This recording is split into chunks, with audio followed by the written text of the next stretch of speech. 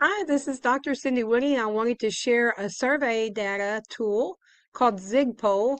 I discovered this when I needed a simple poll for my classes, but I wanted to collect information that needed to be sorted lots of different ways.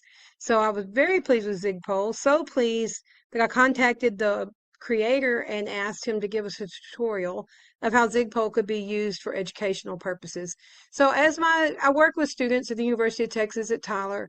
For my doctorate students, they're working on dissertation work. Many of you are doing survey data, so this is a tool you might use. You're also doing class projects and activities that require stakeholder input. My principal intern students are, a lot of you are serving on the school improvement committee, so you may need it for your campus needs assessment or other feedback. All of the um, PASL students need to collect survey data for your task one, your problem solving in the field, especially parent and stakeholder feedback. You may need it for task two and task three. And if you're doing volunteer work as part of your candidacy or just for your personal interest, there's lots of applications for volunteers. So Zigpoll was originally created as an e-commerce survey tool, and I found the free account. I'm not getting any kind of paid endorsement or anything for this. I just wanted to share it with you.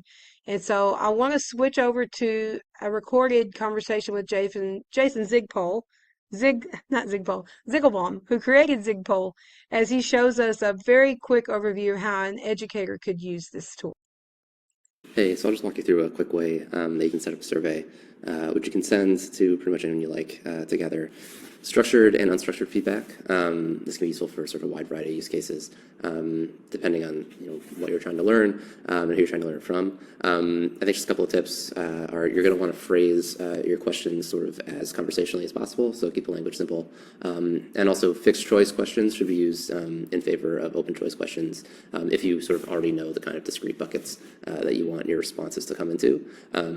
This is generally, one, because it increases the response rate, so people are way more likely to just click a button that says, the color green versus type in green. And then two, it also helps for reporting, right? So you can easily aggregate the volume of certain responses, and you can see like, okay, on this week we had so-and-so volume for answer X, and then on the other week we had so-and-so volume for answer Y, what might cause that correlation, stuff like that.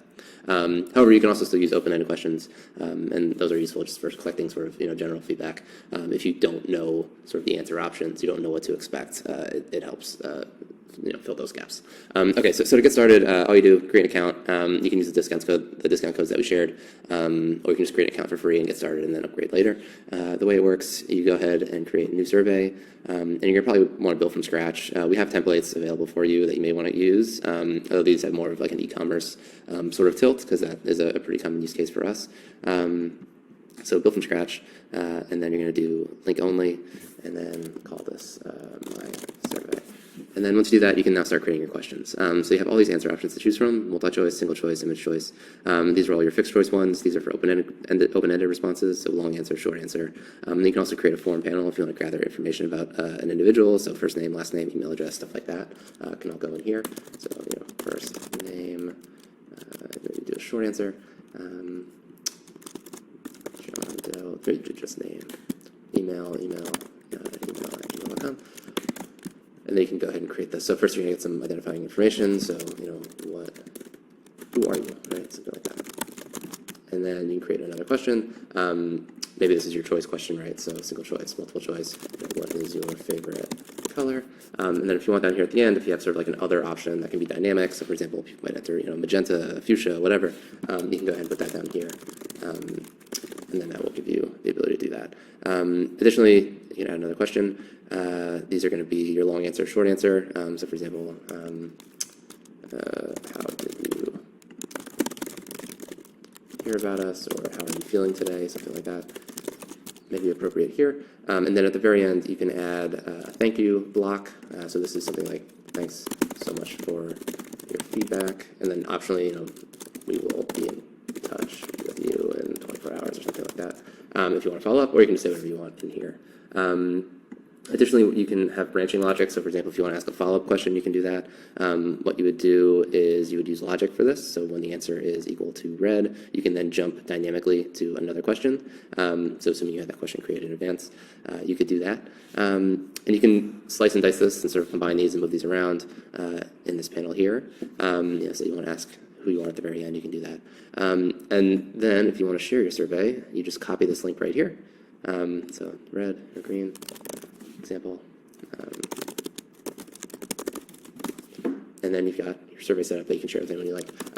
Visually, if you want to change the design settings or put your logo, stuff like that, you can do this by clicking design over here. You can change all the colors and the font treatment and all that sort of stuff, as well as what's on the page over here as well. So that's just a quick sort of tutorial on how you get started and how you can utilize Zigpoll to help gather responses for your projects. Thanks. So I want to thank Jason for taking time to explain this to us. He was happy to know that his tool could be used by educators.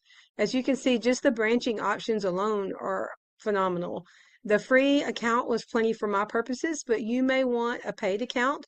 If so, Jason's provided a code here for a month of Zigpoll Pro for free. If you decide you do want to buy a plan, this code will get you 50% off any plan. So use this tool to go make a difference.